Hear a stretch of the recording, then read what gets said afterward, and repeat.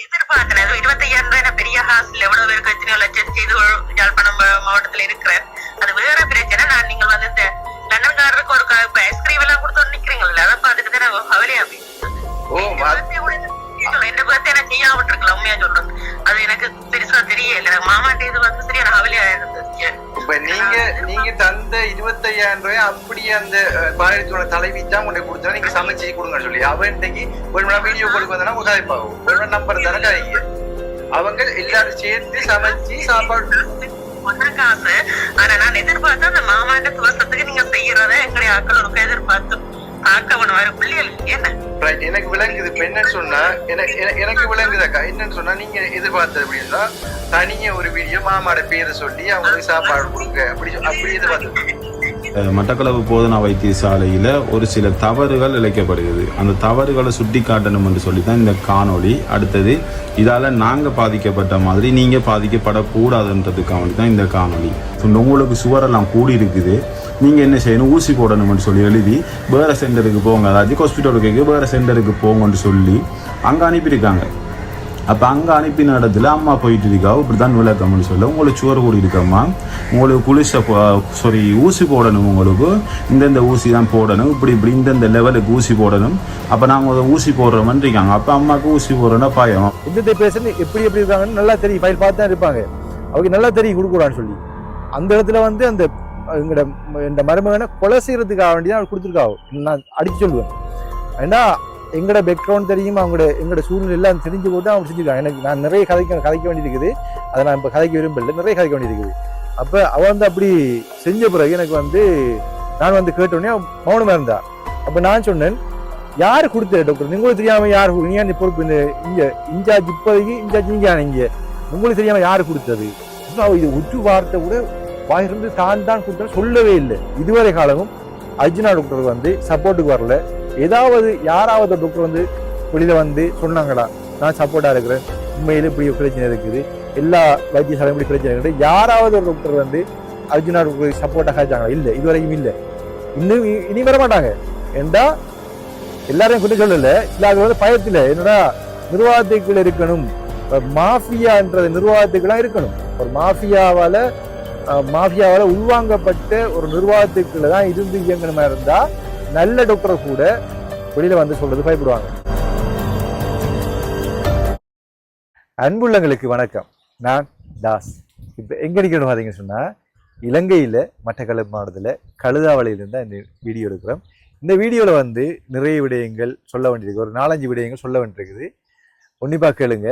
ஏன்னு சொன்னா என்னுடைய இந்த யூடியூப் சம்பந்தமான சில விடயங்கள் கதைக்க வேண்டியிருக்குது, அதோட வந்து சமூகம் சம்பந்தமான விடயங்கள் கதைக்க வேண்டியிருக்குது. அதை பார்த்தீங்கன்னு சொன்னால் நான் யூடியூப் தொடங்கி இத்தனை வருட காலம் 2 வருடங்களாக வந்து எந்த விதமான விமர்சனங்களோ இல்லை குறைபாடுகளோ யாரும் சொல்ல இல்லை.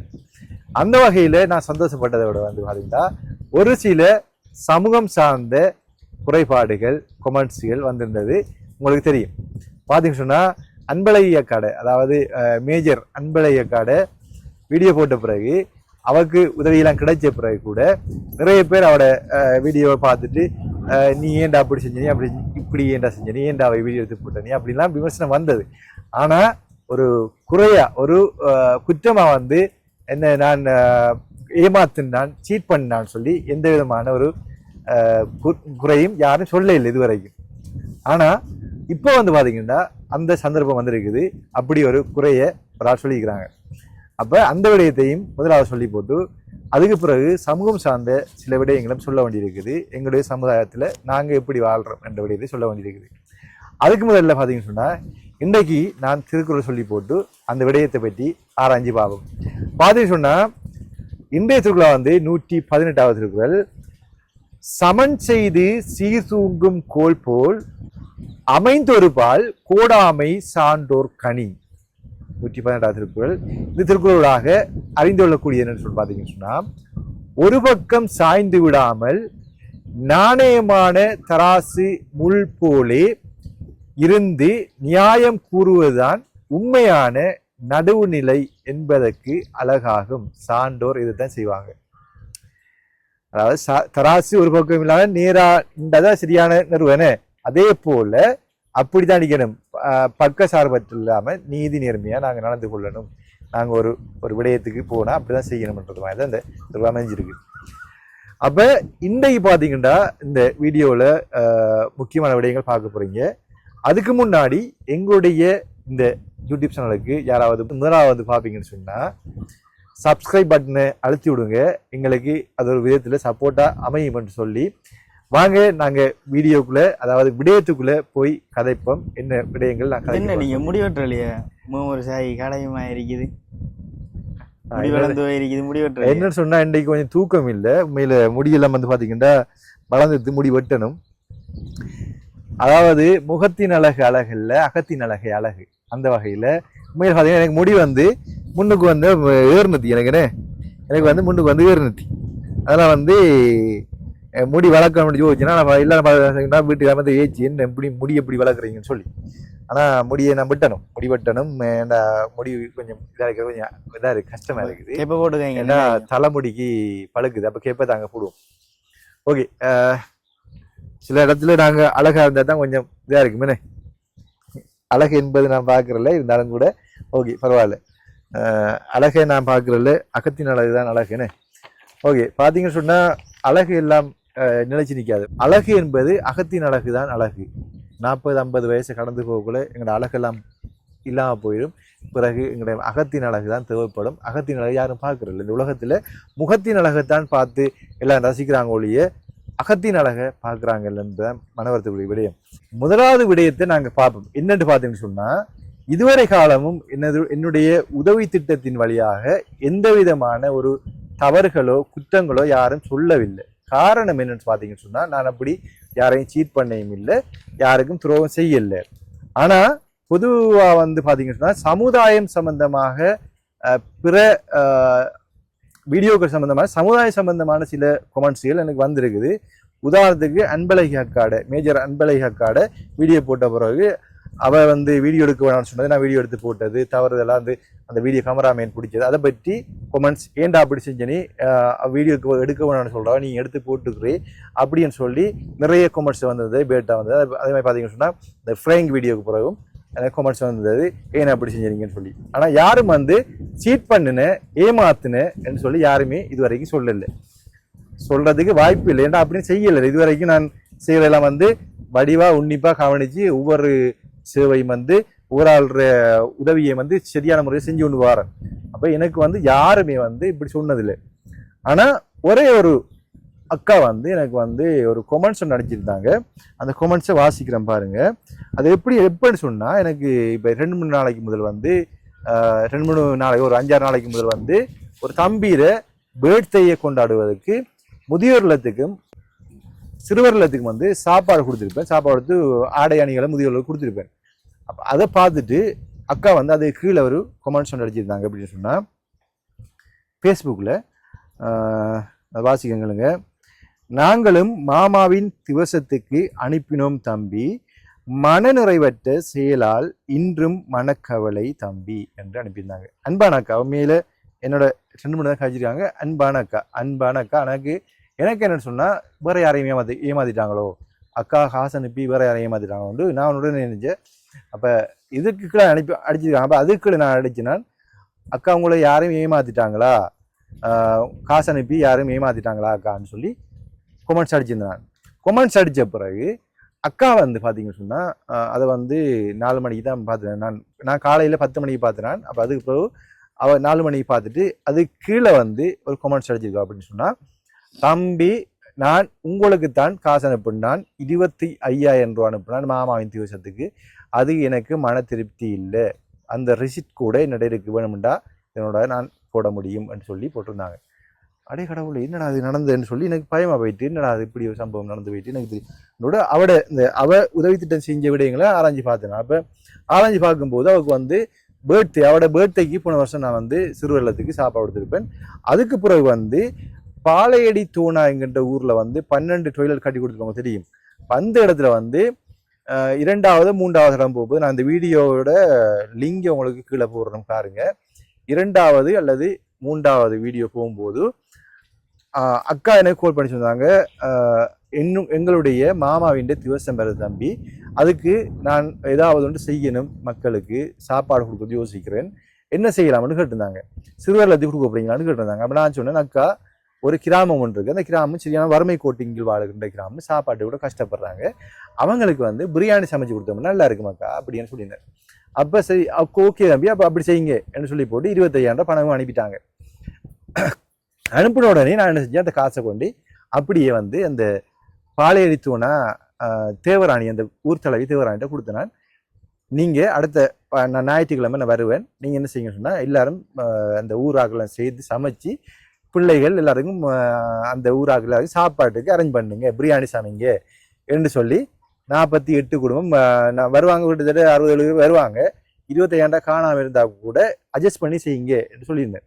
அப்போ ஓகேன்னு சொல்லி போட்டு அதை வந்து அன்றைக்கு ஞாயிற்றுக்கிழமை நான் போகும்போது அந்த சாப்பாடை வந்து கொடுத்துனாங்க. சாப்பாடு வந்து எப்படின்னு சொன்னால், நான் வந்து போகும்போது வந்து பார்த்தீங்கன்னு சொன்னால் அவங்க சமைச்சு கொண்டு வந்தவங்க. அப்போ நான் வெளியே நின்றுறேன், சமைச்சு முடிய கட்டுவா என்ன கூப்பிட்டுருந்தாங்க. அப்போ நான் மோட்டர் சைக்கிள் இருந்த மாதிரி அக்காட பேரையும் சொல்லி, அந்த மாமாண்ட பேரையும் சொல்லி நான் உள்ளுக்கு போயிட்டு அந்த முக்கியமான விடயங்கள், அதாவது டொய்லெட் கட்டி, அதை மலசில கூட கட்டி கொண்டிருக்கிறோம், என்ன மலசில கட்டி கொண்டிருக்கும் போது அந்த விடயம் சம்பந்தமாக நிறைய விடயம் கதைக்க வேண்டியது. அப்போ மக்களோட சேர்ந்து கதைச்சு போட்டு என்னென்ன தேவை, உங்களுக்கு இப்படி பிரச்சனை இருக்குது, எல்லா பிரச்சனையும் ஆராய்ஞ்சு கதைச்சு போட்டு, இப்போ சாப்பாடு என்பது இம்பார்ட்டன்ட் வந்து நம்ம லஞ்ச் டைம் வரணும், 1 மணி 1:30 மணி ஆகணும், அதுக்காக வேண்டிய வந்து வெயிட் பண்ணி கொண்டு வந்தது. இப்போ விடயத்தை கதைச்சு போட்டு சாப்பாடு கொடுப்போம் கொண்டு நிலப்பாடெலாம் இருந்தது. நிகழ்வு முடிய கிட்டவ அந்த 1:30-2 மணி ஆகிட்டு அந்த குழந்தைகள் வந்து பசியால் துடிச்சவங்க. அப்போ டக்குன்னு சாப்பாடு இருந்தோடனே உடனே எல்லாரும் குழந்தைகள் வச்சுருக்காங்களாம், போய் சாப்பாடெல்லாம் எடுத்து போட்டு சாப்பிட்டு போயிட்டாங்க. சாப்பிட்டு அவங்கவுங்களோட இடத்துக்கு போயிட்டாங்க. அப்போ அதை ஒழுங்கமைப்பா அதை ஒழுங்கமைப்பா வந்து அதை நிரலை வச்சு அந்த சாப்பாடை கொடுத்து தேவாரம் படித்து இறைவணக்கம் சொல்லி அஞ்சலி செலுத்தி வடிவா நாங்கள் செய்யலைன்றது எந்த பக்கம் உள்ள தவறுனா அந்த சந்தர்ப்பம் அப்படி போயிட்டுது. நான் அப்படிதான் நினைச்சு போனேன், அப்படி செய்யணும்னு நினைச்சு போனேன். ஆனா வந்து அந்த டைம் காணாதபடியினால வந்து 1:30-2 மணியா போன பிறகு 5 போனா பால் போன பிறகு கணக்கு தூரம். அப்போ போயிட்டு அங்கே எல்லாம் டைம் சரி வர அப்படி 1:30-2 மணியா போயிட்டு குழந்தை பிள்ளை சாப்பாடுன்னு டக்குண்டு எல்லாரும் போய் சமைச்சு எடுத்து சாப்பாடு போட்டு சாப்பிடுத்து அவங்களும் சாப்பிடுத்து அவங்களோட வேலையை பார்த்து கொண்டு இருந்தவங்க. ஆனால் அவங்களோட முக்கிய தேவை என்ன, டொய்லெட்டாக இருந்தது. அப்போ அந்த விடயம் சம்மந்தமாக தான் நோக்கமாக இருந்தவங்க. சாப்பாடு கொடுத்தது அவங்களுக்கு திருப்தியாக கொடுப்பட்டது, அது மட்டும் உண்மை. ஆனால் நான் செஞ்சிருந்தேன்னா அந்த நிரலை வச்சு அவங்கள வந்து தேவாரம் படிக்க சொல்லி அந்த குறிப்பிட்ட அந்த ஆத்மா சாந்தி அடைய வேண்டிய அந்த ஆத்மாக்காக வேண்டி பிரார்த்தனை செய்து அந்த சாப்பாடை கொடுக்கல. அது மட்டும் தான் எந்த பக்கம் உள்ள குறை. அதாவது சந்தர்ப்பம் அப்படி போயிட்டுது, ஒன்றும் செய்யலாது. அப்போ டக்கண்டு அப்படி செஞ்ச பிறகு நான் எல்லாரும் வந்து சாப்பிட்டு போன பிறகு இதுக்கு பிறகு நம்ம என்னது செய்கிற, இதுக்கு பிறகு ஒன்றும் செய்யலாது. சாப்பிட்டு போயிட்டாங்க. சாப்பிட்டு வந்து எல்லாரும் அவங்கவுங்க இடத்துல நிற்கிறாங்க. அப்போ நான் என்ன செஞ்சேன், ஓகே நம்ம வந்து இப்படி ஒரு சம்பவம் நடந்து போயிட்டுது, உடனடியாக ஊர் தலைவியை கூப்பிட்டு அவர்கிட்ட சொன்னேன், நீங்கள் ஒருக்கா ஆத்மா சாந்திக்காக வேண்டி அந்த அக்காவுக்கு நன்றி சொல்லி அந்த ஆத்மா சாந்திக்காக வேண்டிக் கொள்ளுங்க என்று சொன்னோன்னே அவள் வந்து விளக்கமாக சொல்கிறா, அக்கா உங்களுக்கு நன்றி, அவங்களோட மாமாவுடைய ஆத்மா சாந்தியடைய நாங்கள் இந்த ஊர் மக்கள் சார்பாக வேண்டிக் கொள்கின்றோம் என்று சொல்லி இந்த சாப்பாடு இந்த 48 குடும்பம் வந்து நல்ல சந்தோஷமாக சாப்பிட்டாங்க. அதனால் வந்து ஆத்மா சாந்தி அடைய வேண்டி நாங்கள் வேண்டிக் கொள்கிறோம் அவன் சொல்கிறேன். நானும் சொல்லி போட்டு வீடியோ முடிக்கிறோம். ஓகே எல்லாரும் சாப்பாடை கொடுங்க. சரி எல்லாம் சாப்பாடை கொடுங்க. இப்போ என்ன சொன்னா எங்க நம்மட தலைவி ஒருக்கா அந்த அம்மா இங்க வா எடுத்து வா. லக்ஷ்மிகண்ணா அக்காவுக்கும் இந்த சாப்பாடு இன்றைக்கு உங்களோட மாமாட தினத்தை முன்னிட்டு எங்களுக்கு 49 குடும்பத்துக்கு சாப்பாடு தந்திருக்கீங்க, மிக்க நன்றி. ஆனால் நாங்கள் உங்களோட மாமாட ஆத்மா சாந்தி அடைய நாங்களும் இறைவனை பிரார்த்திக்கிறோம். அதே போல இன்னும் உங்களோட உதவிகளை இந்த கிராமத்துக்குள்ள எதிர்பார்க்கிறோம் அக்கா. உங்களால் முடிஞ்ச உதவிகளை எங்களோட கிராமத்துக்கு நீங்க செய்யுங்க. நன்றி அக்கா. மருத்துவமனை சின்ன தம்பி சிவகுமார் அவரோட மாமனார் கடந்த 7ஆம் தேதி திதி நாள், அதுக்காக வேண்டி இந்த ஊருக்கு வந்து நாங்கள் சாப்பாடு கொடுக்குறோம். பார்த்தீங்கன்னா வெட்டி இறங்கிட்டு கேமராவில் லாங் டைம் வீடியோத்துடைய வெட்டி இறங்கிட்டுது. அப்போ முடிஞ்ச வரையில் நாங்கள் எடுக்கிறோம்.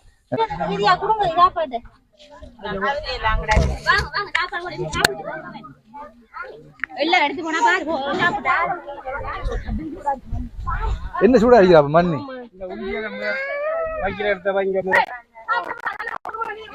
கொண்டாடா கொண்டாடா சிறப்பு. அந்த நிலையம் பார்த்தீங்கன்னா ஃபோன்லேயும் வந்து சார்ஜ் இறங்கி விட்டு அப்போ நான் வந்து பவர் வாங்கி போட்டு தான் அதை போட்டு அந்த வீடியோ எடுத்தேன். அப்போ வந்து அதை அந்த நிகழ்வு முடிச்சு போட்டு அந்த வீடியோ போட்டுட்டேன். வீடியோ இன்ட்ரோவில் வந்து நிறைய விடயங்கள் கதைக்க வேண்டியது கதைச்சி போட்டு கடைசியாக தான் வந்து அந்த விடயத்தை அப்படி இந்த அக்கா வந்து இந்த சாப்பாடு தந்திருக்கா வேண்டி சாப்பாடு கொடுத்துட்டு இந்த விடயத்தை முடிக்க போகிற மாதிரி சொல்லியிருப்பேன். அப்போ இந்த வீடியோ வந்து முழுசாக அந்த அக்கா அவள் அன்பான பாவம் அவள் அந்த அவையை பற்றி நான் குறை சொல்ல விரும்பல. நான் வந்து என்ன பிரச்சனை சொன்னால் புரிந்துணர்வு இல்லை, அதாவது சரியான புரிந்துணர்வு இல்லை. அவங்கள குற்றம் சொல்ல விரும்பலை. காரணம் என்னன்னு சொன்னால் அவங்க வந்து வேலைப்பல் அவங்க காலையில் எழும்பிட்டு வேலைக்கு போகணும். அவங்க எங்கே ஒரு சொப்புலாம் வேலை செய்கிறாங்கன்னு நினைக்கிறேன்.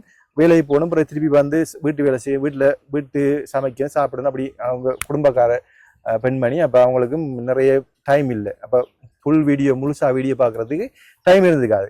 அப்போ அவங்க வந்து இந்த இன்ட்ரோவில் வந்து குறிப்பிட்ட கொஞ்சம் டைம் கடைசி டைம் வரையும் பார்க்காம இன்ட்ரோவில் குறிப்பிட்ட டைம் பண்ணி பார்த்துட்டு அப்புறம் ஸ்கிப் பண்ணி போட்டு பார்த்துருக்காங்க. சாப்பாடு கொடுப்பட்டிருக்குது பேர் சொல்லியிருக்கான்றது அவங்களுக்கு தெரியும். அப்போ அவங்களுக்கு உடனே வந்து இதுனாப்பா அது ஒரு தேவாரம் படிக்கிறதையும் காணல, என்ன ஆத்மா சாந்திக்காய மண்டாடுறதையும் காணல அப்படின்னு சொல்லி போட்டு அவங்க வந்து அப்படியே விட்டு போட்டு போயிட்டாங்க. அப்புறம் வந்து இந்த பர்த்டே செலிப்ரேஷன் ஒரு 4-5 நாளைக்கு செஞ்சிருப்பேன்.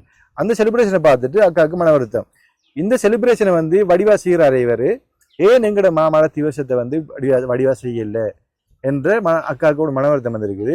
அக்கா ஃப்ரீயா இருக்கக்கூட இந்த பர்த்டே செலிப்ரேஷனை ஃபுல்லாக பார்த்துருக்காங்க. அப்போ அக்காவுக்கு வந்து சரியான மனக்கவலையாக போயிட்டுது. இப்படி ஒரு சம்பவம் நடந்து போயிட்டுது என்று போட்டு தான் இந்த மெசேஜ் இந்த கொமெண்ட்ஸ் அடிச்சிருக்காங்க. எப்படி நாங்களும் மாமாவின் திவசத்துக்கு அனுப்பினோம் தம்பி, மனநிறைவற்ற செயலால் இன்றும் மனக்கவலை தம்பி என்று சொல்லி அனுப்பியிருந்தாங்க. அப்போ வந்து இந்த கொமெண்ட்ஸை நான் உடனே அழைச்சிருக்கலாம், ஏன்னா இந்த விளக்கம் மட்டும் நேரடியாக கால் பண்ணி கேட்போம் யோசிச்சிருந்தேன். ஆனால் இந்த கொமெண்ட்ஸை வந்து போட்டு 4-5 மணித்தியாலத்துக்கு பிறகு நான் பார்த்தேன். அப்போ நிறைய பேர் பார்த்துருப்பாங்க. இப்போ எந்த பக்கம் பிழை இல்லை, எந்த பக்கம் பிரச்சனை இல்லை, மற்ற ஆட்கள் வந்து அதை பார்த்து மனக்குழப்பம் அடையக்கூடாதுன்றதுக்காக வேண்டி நான் யோசிச்சேன். அழிச்சிருக்கலாம், ஆனால் நிறைய பேர் பார்த்துருப்பாங்க. அழிச்சா என்ன சொல்லுவாங்க, அப்போ இவர பக்கம் பிள்ளை இருக்கு என்று யோசிப்பாங்க. அப்போ நான் அப்படியே விட்டு போட்டு அக்காவுக்கு உடனடியாக கால் பண்ணோன்னே அக்கா வந்து உடனே கோவிச்சு சொன்னாங்க. எப்படி மெசேஜ் போட்டிருந்தாங்கன்னு சொன்னால் அவள் மெசேஜ் அழிச்சிட்டாவோ, போட்ட மெசேஜ் அழிச்சிட்டாவோ. இப்போ அவள் எனக்கு மெசேஜ் போட்டிருந்தாவோ, நான் கால் பண்ணோடனே அவள் ஆன்சர் பண்ணல. அப்போ எனக்கு மெசேஜ் போட்டிருந்தாவோ, தம்பி நீங்கள் எங்களுக்கு செய்தது எங்களுக்கு செய்த திருப்தியற்ற வேலை. எனவே நான் இங்கே லண்டனில் உள்ள அனைவருக்கும் உங்களை பற்றி நான் சொல்லுவேன் தம்பி அப்படின்னு சொல்லி உங்களை பற்றி சொல்லி உங்களுடைய சமூக சேவை திருப்தியற்றது என்பதையும் நான் சொல்லுவேன் தம்பி என்று சொல்லி எல்லாரிடமும் சொல்லுவேன், இங்கே வருகின்ற எல்லாரிடமும் சொல்லுவேன், எனக்கு நிறைய ஃப்ரெண்ட்ஸ் இருக்கிறாங்க அப்படின்னு சொல்லி ஒரு மெசேஜ் ஒன்று அனுப்பியிருந்தாங்க.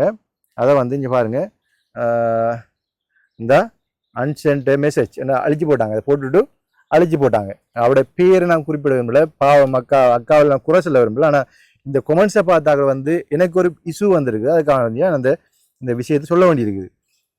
அக்காவுக்கு அண்டர்ஸ்டாண்ட் பண்ணிட்டேன், பிறகு கொடுத்து அண்டர்ஸ்டாண்ட் பண்ணி கதைச்சி அப்படியே கிளியர் பண்ணியாச்சு. ஆனால் அப்படியே ஒரு மெசேஜ் ஒன்று போட்டுருந்தாங்க, இங்கே என்ன சந்திக்க வர எல்லார்ட்டையும் நான் உங்களை பற்றி சொல்லுவேன், நீங்கள் திருப்தியற்ற ஒரு வேலை செஞ்சு போட்டீங்க எனக்கு என்று நான் சொல்லுவேன் அப்படி என்று சொல்லி நான் சொல்லியிருக்கிறேன், இன்னும் சொல்லுவேன் என்று சொல்லியிருந்தாங்க. அப்போ எனக்கு ஒரு மனசில் ஒரு வேதனைன்னு சொன்னால், அவள் சொன்னால் சொல்லட்டும் பிரச்சனை இல்லை. ஆனால் என்னோட நிறைய பேர் பயணிக்கிறாங்க. என்னன்னு சொன்னால் நிறைய மாணவர்கள் வந்து லண்டனில் இருக்கிறாங்க. நிறைய பேர் வந்து ஒரு 12-13 மாணவர்கள் வந்து லண்டனில் இருக்கிறார்கள் தான் ஹெல்ப் பண்ணுறாங்க. நான் கிட்டத்தட்ட ஒரு 18 பேர்கிட்ட மாதம் மாணவர்களுக்கு பண உதவி பெற்றுக் கொடுக்குறேன். நான் பெற்றுக் கொடுக்குறேன், அவங்க டிரெக்டாக வந்து அவங்களுடைய அக்கௌண்ட்டுக்கு அனுப்பி அவங்க வந்து பயன்பெற்று கொண்டுக்கிறாங்க. அப்போ அதில் ஒரு அண்ணா வந்து எனக்கு கால் பண்ணி காய்ச்சிருந்தாரு, என்ன தம்பி இந்த அக்காவுக்கு ஏதோ சீட் பண்ணிட்டீங்களா, என்ன பிரச்சனையா அப்படின்னு சொல்லி காய்ச்சிருந்தாரு. அப்போ அதுக்கு பிறகுதான் எனக்கு ஒரு மனசுல ஒரு வேதனை வந்தது. என்னால மற்ற குடும்பங்கள் பாதிக்கப்படுமோ, என்னால பயன்பெறுகிற, அதாவது நான் காண்பித்த ஆட்களுக்கு கிடைக்கிற உதவிகள் இல்லாம போயிருமோ என்ற பயம் ஒன்று வந்தது. அப்ப நான் டக்கண்டு என்ன செஞ்சது, ஓகே அக்கா, உடனே அக்காவுக்கு கால் பண்ணி சொன்னேன், அக்கா நீங்க வந்து என்னட்டு நேரடியாக காய்ச்சிக்கலாம், என்ன பிரச்சனை சொல்லி நீங்கள் பொது வழியில் இப்படி ஒரு கொமெண்ட்ஸ் போட்டுருங்க, என்ன வந்து சீப்பாக நினைச்சிட்டாங்க, நான் வந்து ஏமாத்துறேன் கொள்ளையடிச்சிட்டேன் நினைச்சிட்டாங்க அக்கா, நீங்கள் இதுக்கு என்னக்கா சொல்கிறீங்கன்னு சொல்ல, தம்பி நீங்கள் செஞ்சது பிள்ளை தானே, நீங்கள் வந்து ஒரு தேவாரம் படித்து ஒரு என்ன ஒரு அதுக்குரிய அந்த அஞ்சலிக்குரிய செயல்பாடு ஒன்று செய்யலை. அப்போ எங்களோட மாமா வந்து என்ன வளர்த்தது, சின்ன வயசுலேருந்து என்ன வளர்த்தது என் அப்பா மாதிரி, என்னோட பாசம் அவருக்காக வேண்டிய நான் அந்த சாப்பாடு கொடுக்க நினைச்சேன். நீங்கள் சிறுவரில் கொடுத்த மாதிரி கொடுத்துருக்கலாம், இப்படி நீங்கள் இப்படி செய்வீங்க. அவங்க வந்து ஒரு தெண்டைக்கு தேவையாக வந்து கடைசியாக வந்து அந்த அக்காவுக்கு நன்றி, ஆத்மா சாந்தி அடைய வேண்டி நாங்கள் வேண்டுகிறோம்ட்டு அந்த கூர்த்தலை சொல்லிவிட்டு போகிறாங்க. நான் இப்போ தான் பார்த்தேன் ஃபுல் வீடியோ. அதை வந்து நீங்கள் அப்படியே செஞ்சுருக்கலாம், அப்படியே அது கண்டு நேரம் ஒதுக்கி அதை ஒரு தனி வீடியோ போட்டுருக்கலாம் அப்படின்ற மாதிரி காய்ச்சினாங்க. அந்த ரெக்கார்ட் என்னோட இருக்குது. சரி, அந்த ரெக்கார்ட் வந்து வேணும்னா நான் போட்டு காட்டுறேன், ஒரு துண்டு போட்டு காட்டுறேன், கேளுங்க. என்ன சொன்னால் அக்கா வந்து என்னோட கேட்டுக்கொண்ட விடையும் சொன்னால் கதைக்கக்குள்ளே சொல்லிட்டாங்க, தம்பி நீங்கள் ரெக்கார்ட் பண்ணுறீங்க போல இருக்குது, நீங்கள் இப்படியான ஆட்கள் தானே, நீங்கள் யூடியூபர்லாம் அப்படித்தானே ரெக்கார்ட் பண்ணுவீங்க, ரெக்கார்ட் பண்ணி போட்டிங்கன்னு சொன்னால் நான் அதுக்குரிய சட்ட நடவடிக்கை எடுப்பேன் அப்படின்னு சொல்லியிருந்தாங்க. அப்போ அதே நேரத்தில் வந்து என்னுடைய எந்த பக்கத்தில் இருக்க நியாயத்தை நான் பொது வழியில் எந்த பக்கத்தில் ஒரு நியாயத்தை பொது வழியில் அவங்க கொமெண்ட்ஸ் ஒன்று அடிச்சிருக்காங்க, நான் ஒரு சீட் பண்ணுற ஆளுன்னு சொல்லி கொமெண்ட்ஸ் ஒன்று அடிச்சிருக்காங்க. அப்போ பார்க்குற ஆளுக்கு என்ன விளங்கும், நான் ஒரு சீட் பண்ணுற ஆள், நான் ஒரு ஏமாத்துக்காரன் தான் விளங்கும். அப்போ அவங்களுக்கு பொது வழியில் போட்டபடியாக பொது வழியிலான் இதை கதைக்க வேண்டிய சூழ்நிலை.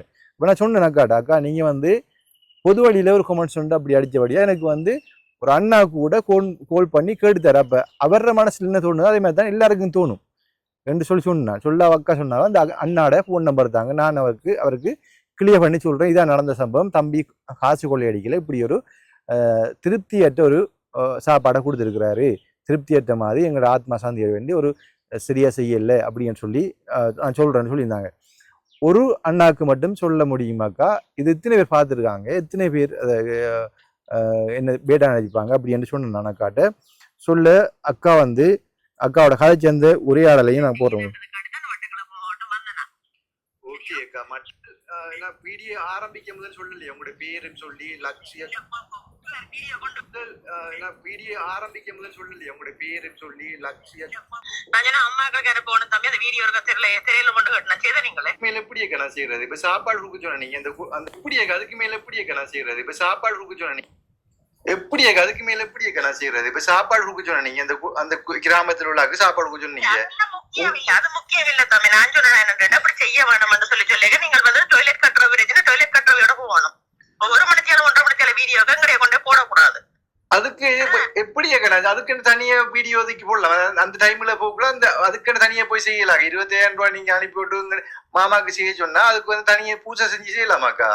சாப்பாடு கொடுக்கறது அவங்க ஆத்மா சாந்தி அடையை தான் செய்யறது, ஆத்மா சாந்தி அடையறதுக்கு எதிர்பார்க்கிறேன். 25,000 ரூபாய் பெரிய ஹாஸ்டல் எவ்வளவு பேருக்கு எத்தனையோ லட்சம் செய்து யாழ்ப்பாணம் மாவட்டத்துல இருக்கிறேன். அது வேற பிரச்சனை. நான் நீங்கள் வந்து இந்த லண்டன்காரருக்கு ஒரு ஐஸ்கிரீம் எல்லாம் கொடுத்து நிக்கிறீங்கல்ல, அதை பார்த்துட்டு தான் நான் கவலையா போயிட்டு இந்த பர்த்டே நான் செய்யாம விட்டுருக்கலாம். உண்மையா சொல்றேன், அது எனக்கு பெருசா தெரியல. எனக்கு மாமாண்ட இது வந்து சரியான கவலையா இருந்துச்சு. இப்ப நீங்க தந்த 25,000 ரூபாய் அப்படியே அந்த பாரதியோட தலைவிட்டா உன்னை கொடுத்தா நீங்க சமைச்சு கொடுங்கன்னு சொல்லி அவன் இன்னைக்கு வீடியோ காலுக்கு வந்தா உங்க கதைப்பாகும் நம்பர் தர கதைங்க, அவங்க எல்லாரும் சேர்ந்து சமைச்சு சாப்பாடு காசு. ஆனா நான் எதிர்பார்த்தா அந்த மாமாண்ட துவசத்துக்கு நீங்க செய்யறத எங்களுடைய ஆக்கள் ஒரு எதிர்பார்த்து பார்க்க வர பிள்ளைகள் இல்லையா. ரைட், எனக்கு விளங்குது. இப்ப என்னன்னு சொன்னா எனக்கு விளங்குதாக்கா, என்னன்னு சொன்னா நீங்க எதிர்பார்த்தது அப்படின்னு சொன்னா தனியா ஒரு வீடியோ மாமாட பேரை சொல்லி அவங்களுக்கு சாப்பாடு கொடுங்க அப்படி எதிர்பார்த்தது. துவங்கல இப்படி சோமேரன் சின்ன தம்பி சோமேரன் இதால இப்படி சாப்பாடு கொடுக்கணும்ட்டு போய் கொண்டு இருந்தா கூட முதல் பார்த்துட்டு போயிருங்க உங்களுக்கு. அப்ப அதுல உங்களோட பேர் அந்த வீடியோல உங்களோட பேர் சொல்ல இல்லையா, மாமாட பேர் சொல்ல இல்லையா? எவ்வளவு நிமிஷத்துக்கு பிறகு சொல்றீங்கன்னா அதை திருப்பி உங்களுக்கு இல்லக்கா, நான் சொன்னா சொல்லலையா, அதான் எனக்கு கேள்வி. சொன்னா சொல்லலையா, அது எங்க வந்து இடையில வந்து சொல்லிக்க நான் திருப்பி அதை வந்து இன்னொரு போன்ல இருந்து இன்னொரு போன் எடுத்துதான் எங்க வீட்டுக்காரருக்கு அனுப்பினா. ஓ நான் சொன்னேன் தானே அக்கா, அது 25,000 காசு அந்த விளச்சி அக்கா. கடவுளே, காசு முக்கியம் இல்ல தம்பி, காசு வந்து இம்பார்ட்டன் இல்ல. நான் எதிர்பார்த்த எந்த எதிர்பார்ப்பு நீங்கள் இந்த பர்த்டேக்கு செய்ய. ஓகே, இப்போ இது வந்து முழுசா கேட்டா வந்து அக்காவை அவமானப்படுத்துற மாதிரி போயிடுது. ஆனால் அக்காவை பற்றி நான் குறை சொல்ல விரும்பல. இந்த பார்க்கின்ற உறவுகள் வந்து இந்த தப்பா நினைச்சிடக்கூடாது. இப்போ வந்து இந்த கொமெண்ட்ஸை பார்த்து நிறைய பேர் வந்து ஒரு அண்ணா கூட தொடர்ந்து காய்ச்சி கொண்டு தான் அவர் இந்த கொமெண்ட்ஸுக்கு போகிற கதைகள் நினைக்கிறேன். அப்போ ஒரு வீடு கட்ட சம்பந்தமாக கூட நான் ஒரு வீடு கட்டுறதுக்கு இருக்குது, பிறகு நம்ம பொருட்கள் வண்டி கொடுக்க வேண்டியிருக்குது, நிறைய உதவி திட்டங்கள் செய்கிறதுக்கு இருக்கிறேன். அப்போ அவங்கெல்லாம் வந்து இந்த கொமெண்ட்ஸை பார்த்துட்டு தான் நினைக்கிறேன் கதைக்கல போல இருக்குது. அப்போ ஏற்கனவே நிறைய வேலை திட்டங்கள் வந்து ப்ரோசஸில் இருக்குது, ஒன்றொன்னா செய்யணும் என்ன. அப்போ இந்த கொமெண்ட்ஸை பார்த்த பிறகு நிறைய மக்கள் பாதிக்கப்படுவாங்க. நிறைய வீடியோக்களில் வந்து உதவி கேட்ட பிறகு திருப்பி அந்த உதவி போய் வீடியோ எடுக்காம கூட நிறைய பேருக்கு உதவி அவங்க நேரடியாக வாட்ஸ்அப் ஊடாக கதைச்சி அவங்களுடைய அக்கௌண்ட்டுக்கு அனுப்பி நிறைய உதவிகள் செஞ்சு கொண்டு இருக்கிறோம். அதே போல் பார்த்தீங்கன்னா வீடு கட்ட வேண்டிய வேலையும் இருக்குது, ப்ரோசஸில் இருக்குது. அப்போ அப்படியான வேலை இருக்கக்குள்ள இப்படி ஒரு கொமெண்ட்ஸை பார்த்துட்டு எனக்கு ஒரு இழுக்கான ஒரு பேர் வந்த பிறகுதான் அதை வந்து அக்கா வந்து பொது வழியில போட்டாங்களே இப்படி ஒரு என்று போட்டு தான் நான் இந்த இதை கதைக்க வேண்டியிருக்குது. ஆனால் அக்காவை பற்றி நான் குற்றம் சொல்ல வரல. அக்கா வந்து நல்ல அக்கா, மேலே பாவம் அந்த அக்கா. நான் செஞ்சது பிள்ளை தான். என்ன சொன்னால் அவக்கண்டு தனியே அவங்க சொல்லியிருந்தாங்கன்னு சொன்னால், தம்பி நான் மாமா வந்து இந்த பாசமான மாமாவுக்கு ஒரு சிம்பிளாக ஒரு வடிவா செஞ்சுருந்தா கூட, ஆத்மா சாந்திக்காக வடிவா செஞ்சீங்கன்னா எனக்கு போதுமெண்டு ஒரு வார்த்தை சொல்லியிருந்தாங்கண்டா அதை நான் வழியை செஞ்சுருப்பேன். அதை நான் கேட்கல, அவங்க சொல்லையும் இல்லை, நான் கேட்கையும் இல்லை. அவங்க பலமையாக செய்கிற மாதிரி 25,000 காசனை போட்டு மாமா திவசன் தம்பியை மாமாவுக்கு வந்து இது பேர் இதை நீங்கள் செய்யுங்கன்னு சொல்லிட்டாங்க. அது விளக்கமாக சொல்லலை. பார்த்தீங்கன்னா இந்த பர்த்டேயில் வந்து ஐஸ்கிரீம் கொடுக்குறேன், சாப்பாடு கொடுக்குறேன், உடுப்பு கொடுக்குறேன், அதெல்லாம் பார்த்துட்டு அக்கா மனவருத்தம் வந்துட்டு என்ன நான் இப்படிலாம் செய்கிறேனே, ஏன் மாமாட இதுக்கு நான் செய்யலை என்ற மனவத்தில் அவங்க அப்படி கொமெண்ட்ஸ் அடிச்சுக்கிறாங்க. இத்தனை காலம் இப்போ ஒரு கிட்டத்தட்ட ஒரு நான் நினைக்கிறேன் 6-7 மாதமாகுது இந்த விஷயம் முடிஞ்சு 6-7 மாதமாகுது. 6-7 மாதத்துக்கு பிறகு வந்து, அதாவது அந்த விடயம் அந்த சம்பவம் நடந்ததுக்கு பிறகு கூட அக்கா வந்து இங்கே வந்துட்டாங்க, இலங்கைக்கு வந்து சிவனொளி பாதமலைக்கெல்லாம் போயிட்டு வந்திருந்தவங்க. அப்போ எனக்கு கால் பண்ணி காய்ச்சிருந்தவங்க, தம்பி கூட வீட்டை வரையலாம் போயிட்டாப்போ போய்க்காதீங்க அப்படி நான் சொன்னேன் ஏன்னாக்கா நீங்கள் இதால போயிருப்பீங்க, வீட்டை வந்து போய்க்கலாமே அக்கா என்று சொல்லி காய்ச்சினான். அப்போ அவங்க நல்லா காய்ச்சவங்க அண்ணிடலாம். அப்போ அண்ணிடலாம் அதை சொல்லலை, என்னுடைய சொல்லலை. இப்போ இந்த வீடியோ பார்த்த பிறகு அவங்க மனசில் ஒரு தாக்கம் வந்திருக்குது. தம்பி இப்படி செஞ்சு போட்டானே, மாமாட திவசத்தை வருது, அதை இம்போர்ட்டன் பண்ணி செய்யலை, அதை இம்போர்ட்டனாக அதை வந்து குறிப்பிட்டு செய்யலைன்றதை அவங்க மன வருத்தப்பட்டு காய்ச்சிருக்காங்க. அதுக்காக வேண்டி அக்காட்ட மன்னிப்பு கேட்டுக்கொள்கிறேன். ஆனால் அவங்களோட அதுக்குரிய அந்த மக்களுக்கு, ஏழை மக்களுக்கு பசியார சாப்பாடு கொடுத்தோம்ன்றது அந்த வீடியோ பார்த்தா தெரியும். ஓகே, இனி அப்படி ஒரு தவறு நடக்கக்கூடாதுன்னு நான் நினைக்கிறேன். யாராவது உதவி செய்யும் போது அது விளக்கமாக சொல்லணும்.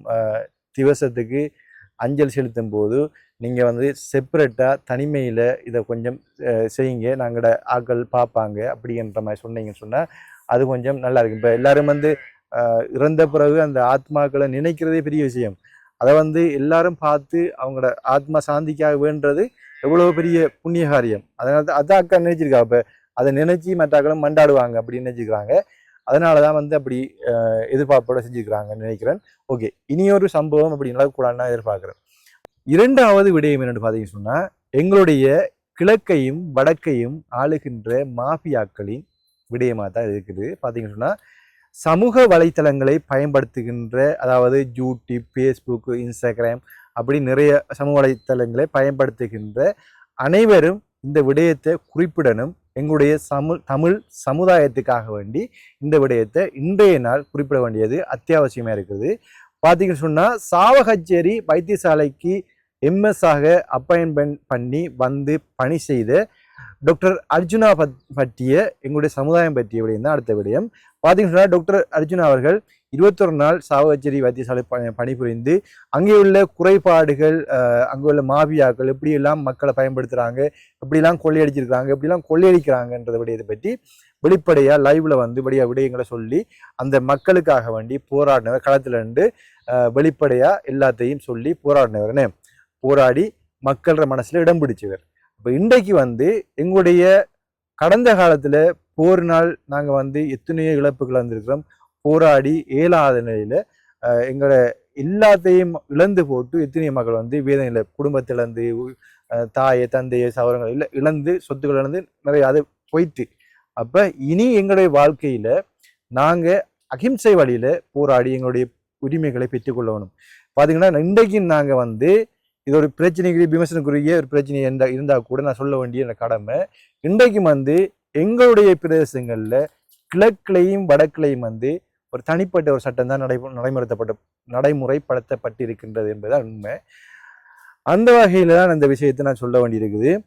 பார்த்தீங்கன்னு சொன்னால் அர்ஜுனா டாக்டர் அவர்களை நேற்றைய தினம் கைது செஞ்சுக்கிறாங்க. அப்போ அந்த விடயம் சம்பந்தமாக எல்லாரும் கதைச்சு நாங்கள் வந்து உரிமையை கேட்கணும். எங்களோட உரிமைக்கு போராடின எத்தனை பேர் நாங்கள் இழந்துட்டு இருக்கிறோம். எங்களோட உரிமையை காப்பாற்றணும், எங்களுக்கு உரிமைக்கு எங்களை மக்கள் வாழணும் என்று போராடின எத்தனையோ பேர் நாங்கள் இழந்துட்டு இருக்கிறோம். இன்றைக்கு வந்து எங்களுக்காக போராடின அந்த மனுஷனுக்கு நாங்கள் சப்போர்ட் வழங்கணும் என்பதை என்னுடைய வீடியோவாக தெரிவித்துக் கொள்கிறேன். அது பார்த்தீங்கன்னா இந்த விடயங்கள் சம்பந்தமாக வந்து இன்றைக்கு நான் கட்டாயம் சொல்ல வேண்டிய ஒரு தருணத்தில் இருக்கிறேன். நாங்களும் இதில் பாதிக்கப்பட்டுக்கிறோம்.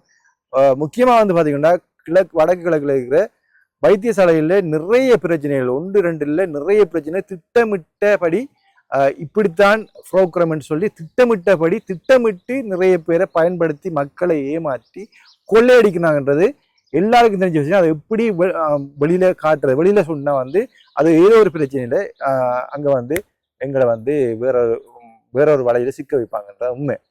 அது வந்து இங்க இருக்கிற ஆட்கள் வந்து வெளியில சொல்றதுக்கு பயப்படுவாங்க. அதை நான் சொல்ல வேண்டிய கடமை. இன்றைக்கு வந்து அர்ஜுனா டாக்டர் ஆதரவாக நாங்கள் இருக்கணும். அவர் வந்து அகிம்சை வழியா போராடுறதுக்கு முன் வந்திருக்கிறாரு. அப்ப அவருக்கு நாங்க எங்களால் முடிஞ்ச ஆதரவை கொடுக்கணும். அதுக்காக வேண்டிய இந்த விடயத்தை இன்றைக்கு நான் சொல்ல வரேன். பார்த்து சொன்னா கடந்த 2 கிழமைக்கு முன்னாக டிக்டாக்ல ஒரு தம்பி வந்து அவங்களோட அம்மாவுக்கு நடந்த சம்பவத்தை பற்றி, அதாவது மட்டக்களப்பு ஆதார வைத்தியசாலையில் நடந்த சம்பவம் பற்றி அந்த தம்பி வந்து குறிப்பிட்டிருக்கிறாரு. அந்த விடயத்தை ஒருக்கா நீங்க இந்த வீடியோல பார்த்துட்டு வாங்க. அந்த அட்டாச் பண்றேன், பார்த்துட்டு வாங்க. அனைவருக்கும் வணக்கம். என்னன்னு சொன்னால், இந்த காணொளி ஒரு சிலருக்கு பயனுள்ளதாக இருக்குமன்றதுக்காண்டி தான் நான் இந்த காணொலியை நான் பதிவிடுறேன். இது மட்டக்களப்பு போதனா வைத்தியசாலை சம்பந்தமான ஒரு காணொளி உண்டு. அவங்க மட்டக்களப்பு போதனா வைத்தியசாலையில் ஒரு சில தவறுகள் இழைக்கப்படுகிறது. அந்த தவறுகளை சுட்டி காட்டணும் என்று சொல்லி தான் இந்த காணொளி. அடுத்தது இதால் நாங்கள் பாதிக்கப்பட்ட மாதிரி நீங்கள் பாதிக்கப்படக்கூடாதுன்றதுக்காண்டி தான் இந்த காணொளி. எங்களோட அம்மா சர்க்கரை நோயால் பாதிக்கப்பட்டிருந்தவங்க. அப்போ என்னென்னு சொன்னால் அதுக்காக கிளினிக் எழுதி கொடுத்தாங்க. கிளினிக்கு மாதம் கிளினிக் வரணும்னு சொல்லி எழுதி கொடுத்துருக்குறாங்க. அப்படி எழுதி கொடுத்த இடத்துல மாதம் கிளினிக்கு அம்மா போயிட்டு போயிட்டு வந்து அவங்க என்ன செய்கிறவங்கன்னு சொன்னால், கிளினிக் இப்போ ஒரு குறிப்பிட்ட டேட்டு கிளினிக் இருக்குன்னு சொன்னால் அதுக்கு 2 நாளைக்கு வந்து துண்டொண்டு கொடுப்பாங்க. அப்படின்னு சொன்னால் சுவர் செக் பண்ணிவிட்டு வர சொல்லி. அப்போ இங்கேருந்து நாங்கள் அதை செக் பண்ணிவிட்டு ப்ரைவேட்டாக செக் பண்ணிவிட்டு சுவர் செக் பண்ணிவிட்டு அவங்க கொண்டு கொடுத்ததுக்கப்புறம் அவங்க அதை பார்த்துட்டு அதுக்குரிய குளிசையில் கொடுத்து அனுப்புவாங்க. வேறு ஒரு இம்ப்ரூவ்மெண்ட்டும் ஒன்றுமே செய்கிறல்ல. நான் ஒவ்வொரு முறை அம்மா கிளினிக் போயிட்டு வந்தால் நான் கேட்குற அம்மாட்ட என்ன செஞ்சாங்க என்ன சொன்னாங்கன்ட்டு. அம்மா ஒன்றுமே சொல்லலை. அந்த துண்டை கொண்டு கொடுத்தேனே பார்த்துட்டு சுவர் கூடியிருக்கு குறைஞ்சிருக்கு, அதுக்கேற்ற மாதிரி குளிசை தருவாங்க. அவ்வளவுதான் விஷயம். இப்போ நான் அம்மாட்ட ஏசுறேன்னா இதுக்கு அவனின் போகத்தானா வேணும்னு சொல்லி அம்மா சொல்ல எதுவும் பிரச்சனை இல்லைன்னு சொன்னால் ஹாஸ்பிட்டலில் சேர்த்து கொள்ள மாட்டாங்க, அதுக்காக வேண்டி தான் நான் போகிறேன்னு அப்படி வேண்டுவோம். சரி, அதை நான் ஏற்றுக்கொண்டு விட்டுட்டேன். இப்போ கடந்த ஒரு 2 மாதமாக என்ன நடந்ததுன்னு சொன்னால், அம்மாவுக்கு கொஞ்சம் ஆட்டோமேட்டிக்காக சுவர் கொஞ்சம் ஓகே குளி செய்யலாம் இவ்வளோங்க சுவர் கொஞ்சம் குறைஞ்சிட்டு. அப்போ குறைஞ்ச லெவலில் இருக்குது. அப்போ துண்டு கொடுத்துருந்தவங்க செக் பண்ணி பார்த்து வர சொல்லி, அப்போ செக் பண்ணி பார்த்த இடத்துல நான் செக் பண்ணினேன். நான் சுவர் அவங்களுக்கு 88 தான் இருந்துச்சு. அப்போ குறைய இருக்குதாமா நோமலை தான் இருக்கு, பிரச்சனை இல்லைன்னு சொல்லி நான் அனுப்பினேன். அப்போ அங்கே போன இடத்த கிளினிக் போன இடத்த பார்த்துட்டு குளிசையை கொடுத்து அனுப்பியிருக்காங்க. அதில் ஒரு சம்பந்தமாக ஒரு கேள்வியோ ஏதோ ஒன்றும் கேட்கல. அதன் பிறகு அடுத்த மாதம் என்ன செஞ்சுருக்காங்க, அடுத்த மாதம் போன இடத்த கிளினிக் போன இடத்துல அம்மாவுக்கு என்ன செஞ்சுருக்காங்கன்னு சொன்னால், இன்னொரு அம்மாவோட சுவர் செக் பண்ண துண்டை எங்களோட அம்மாவோட ஃபைலுக்குள்ளே வச்சு எங்களோட அம்மாவோட கொப்பி கிளினிக் கொப்பிக்குள்ளே வச்சு அதை கொண்டு அந்த டாக்டர்கிட்ட கொடுத்ததுக்கு பிறகு அவங்க ஒரு நர்ஸ் அம்மா கூப்பிட்டுருக்கா வாங்கன்னு சொல்லி. எங்களோட அம்மாவோட பேர் ராகினி. அப்போ வாங்கன்னு சொல்லி கூப்பிட்ட இடத்துல அம்மா போன இடத்துல அப்போ எங்களோட அம்மாவுக்கு தமிழ் வாசிக்க தெரியும் படிக்க தெரியும், ஆனால் ஆங்கிலம் அந்தளவுக்கு அவங்களுக்கு வாசித்து படிக்க தெரியாது. அப்படியான சந்தர்ப்பத்தில் நீங்கள் படித்தவங்க நீங்கள் டாக்டர்மா நீங்கள் என்ன செய்யணும், கொப்பியையும் பார்த்துட்டு கொப்பியில் ராகினி என்று இருக்குமென்னு சொன்னால் நீங்கள் கேட்கணும் அம்மாவோட பேர் என்ன ராகினி, சுவர் செக் பண்ண துண்டில் என்ன இருக்குன்னு நீங்கள் செக் பண்ணணும். அப்போ சுவர் செக் பண்ண துண்டில் எங்களோட அம்மாக்குரிய துண்டு அது இல்லை. வேறொரு ஆள்ற சுவர் செக் பண்ண துண்டு அதுக்குள்ளே இருந்ததால் எங்களோட அம்மாவுக்கு என்ன செஞ்சிருக்காங்கன்னு சொன்னால் அந்த சுவர் செக் பண்ண துண்டு உங்களுக்கு சுவரெல்லாம் கூடி இருக்குது, நீங்கள் என்ன செய்யணும் ஊசி போடணும்னு சொல்லி எழுதி வேறு சென்டருக்கு போங்க, அதாவது ஹாஸ்பிட்டலுக்கு வேறு சென்டருக்கு போங்கன்னு சொல்லி அங்கே அனுப்பியிருக்காங்க. அப்போ அங்கே அனுப்பின இடத்துல அம்மா போயிட்டு இருக்கா இப்படி தான் விளக்கம்னு சொல்ல உங்களுக்கு சுவர் கூடி இருக்கம்மா, உங்களுக்கு ஊசி போடணும், உங்களுக்கு இந்தந்த ஊசி தான் போடணும், இப்படி இந்தந்த லெவலுக்கு ஊசி போடணும், அப்போ நாங்கள் ஊசி போடுறோம்னு இருக்காங்க. அப்போ அம்மாவுக்கு ஊசி போடுறோன்னா பயம். அப்போ அம்மா சொல்லியிருக்காவும் சரி எனக்கு தெரியா இப்போ ஊசி போட போனா அப்படின்னு சொல்லியிருக்காவும். அப்போ அவங்க டாக்டர்ஸ் என்ன செஞ்சுக்காங்கன்னு சொன்னால் ஊசி ஒரு டாக்டர் ஒரு இது கொடுத்துருக்காரு, அதாவது இந்தந்த லெவலுக்கு தான் போடணும், உங்களுக்கு விளங்குது இல்லைன்னு சொன்னால் ஒன்றும் செய்யலாமா, இன்றைக்கு ஊசி போட இயலாது, நீங்கள் என்ன செய்யுங்கன்னு சொன்னால் 2 நாளைக்கு பிறகு உங்களோட வீட்டாக்கள் உங்களோட மகனாரையும் கூட்டிகிட்டு வாங்க அப்படின்ற மாதிரி சொல்லி அனுப்பியிருக்கிறாங்க. அது ஏதோ ஒரு நல்ல விஷயம் தானே அது. அப்போ அம்மாவும் சரி என்று நம்ம குறைஞ்சிருக்கன்னு தம்பி சொன்னவன் அப்படின்னு சொல்லிட்டு அம்மாவும் வந்திருக்காவும். இங்கே வந்த இடத்துல நான் வேலை விஷயமா வர இடத்துல நின்றாலும் நான் கவனிக்கலை. அப்போ எங்களோட அக்கா ஒரு ஆள் பார்த்துட்டு என்னென்று கேட்ட இடத்துல இப்போ சுவர் கூடி இருக்காமல் ஊசலம் தந்திருக்காங்க, அதுக்குரிய மருந்து நீங்கள் வாங்கணும்னு சொல்லி ஒரு அந்த எப்படி சொல்ல அந்த ஊசி கட்டு போகாமல் அந்த மருந்து கட்டு போகாமல் அந்த ஒரு டப்பா அப்படி ஐஸ் போத்தல் மாதிரி ஃப்ரிட்ஜுக்குள்ளே வைக்கிறதுக்கு அதெல்லாம் காசு கொடுத்து அம்மா வாங்கி எடுத்துகிட்டு வந்திருக்கோம். இங்கே வந்த இடத்துல என்னதுக்கு இது தந்த அக்கா கேட்ட இடத்துல அம்மா சொல்லியிருக்கா இப்படி தானு சொல்லி அங்கே அந்த துண்டை பார்த்த இடத்துல அங்கே பார்த்தா வேறொரு ஆள்ற பேர் அந்த இதில் இருந்திருக்கு, சுவர் செக் பண்ணு எங்களோட அம்மாவோட கோப்பிக்குள்ளே இருந்திருக்கு. அப்படி இருக்கும்போது இந்த சந்தர்ப்பம் தவறு வாரது தான். அப்போ எல்லாராலையும் எல்லா வேலையிலையும் தவறு இருக்கு, ஆனால் ஒரு சில தவறுகள் இழைக்கப்படுற இடத்துல அதை நம்ம நிவர்த்தி செய்யலாம். அது ஒரு காசை கொடுத்து அது எந்த வேலையாக இருந்தாலும் காசை கொடுத்து அதுக்குரிய சில இதுகளை நம்ம நிவர்த்தி செய்யலாம் 100க்கு 99%. ஆனால் மருத்துவத்துறையில் அப்படி நம்ம செய்ய இயலாது. நீங்கள் மருத்துவர்கள் நீங்கள் இருக்கிற நீங்கள் உங்களுக்கு எப்படி சொல்கிறோம் உங்களோட தெய்வமா மாதிரி தானே அங்கே வாரோம். அப்போ நீங்கள் என்ன செய்யணும், ஒரு ஊக்கமாக ஒரு ஆர்வத்தோடு நீங்கள் வார பேஷண்ட்டை நீங்கள் கவனிக்கணும். ஆனால் நீங்கள் அப்படி செய்கிறீங்க இல்லை, அங்கே நடக்கிற விஷயம் இங்கே துண்டொழித்திருக்கும் போதே நீங்கள் பர்சனல் விஷயத்தை கதைக்கிறீங்களாம், அந்த வீட்டு விஷயத்தை கதைக்கிறீங்களா, அப்போ உங்களோட சிந்தனையில் என்ன சிந்தனையெல்லாம் வேறு இடத்த இருக்கும்.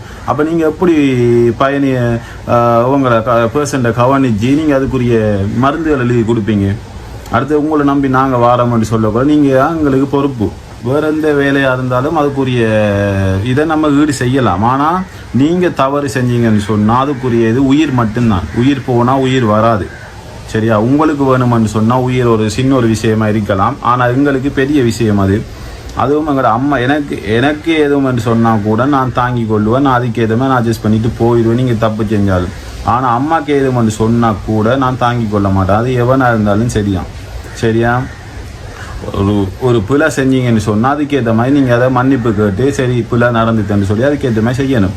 2 நாள் கழித்து நான் வந்தேன்னா இப்படி தான் நடந்த சிச்சுவேஷன் சொல்ல எனக்கு அவசரமாக வேலை இருந்தாலும் நான் வேலைக்கு போகணுன்னா அப்பாவை கூட்டிகிட்டு போகிறது இடத்துல போய் கேட்ட இடத்துல அப்படி இப்படின்னு சொல்லி அங்கே இருந்த நேஸ் பொம்பளை ஒரு ஆள் அப்படி இப்படின்னு சொல்லி சமாளித்து அனுப்பியிருக்காவும். அப்பாவும் ஏசிருக்காரு அந்த இடத்த நீங்கள் பொறுப்பு. இப்போ ஒரு வேளை அந்த ஊசை போட்டு எங்களோட அம்மாவோட உயிருக்கோ இப்போ சுவர் குறைஞ்ச இடத்துல சுவர் கூடினா தான் போடுற ஊசி எனக்கு தெரியாது எப்படின்னு சொல்லி, ஒருவேளை சுவர் குறைஞ்சாலும் அந்த ஊசி போடுவாங்களான்னு எனக்கு தெரியாது. நான் அதனால் இந்த பதிவை நான் பதிவிடுறேன். அப்படி ஒரு வேளை சுவர் குறைஞ்ச இடத்துல அந்த சுவர் கூடிய ஊசிகள் அந்த குளிசையில் போட்டு எங்களோட அம்மாவுக்கு இது நடந்திருந்தா யார் பொறுப்பு? நான் ஒருத்தனை கூட சும்மா விட்டுருக்க மாட்டேன். அப்பா போனதால ஒரு வேளை ஓரளவுக்கு சமாளிச்சுட்டு வந்துட்டாரு. நான் போயிருந்தேன்னு சொன்னால் பிரச்சனை வேறு லெவலில் வந்திருக்கும். அங்கே போன இடத்துல டாக்டர் வரல, நர்ஸ் சொன்னாவாம் டாக்டர் வரல, டீ குடிக்க போய்க்காரு. 1.5 மணித்தியாலமாக அங்கே வெயிட் பண்ணி திருந்திருக்காங்க. அப்போ டாக்டர் வரலை, கடைசியாக வந்து சொல்லியிருக்காவோ அவர் வரமாட்டாரான்னு சொல்லி. டீ குடிக்க போனதில் நான் அவங்களோட வீட்டை போய் படுத்து கிடக்காராமா டீயை குடிச்சிட்டு. அதான் டீ குடிக்க போகிறேன், மண்ணாங்கட்டி டீ குடிக்க போகிறேன். நீ தின்றதான உனக்கு வேலை, ஒரே உனக்கு தின்றதான வேலையாக கிடக்கும். உங்களுக்கு 1.5 மணித்தியாலமே என்ன சாப்பிட்ற நீங்கள்? டீ குடிக்க போனதான் வரலையா? நான் மட்டும் இருந்திருந்தேன்னு சொன்னேன். அவருக்கு நான் டீயை வழியாக கொடுத்துருப்பேன், அவருக்கு பறிக்கி விட்டுருப்பேன் அவருக்கு. ஆனால் அவர் தப்பித்தார், அவர் தப்புன பெருந்தப்ப அவர் அடுத்த மாதம் கிளினிக் இருக்காமல் கிளினிக் கூட நான் போகிறேன், நான் போய் தான் அங்கே கொடுக்குற கேள்வி.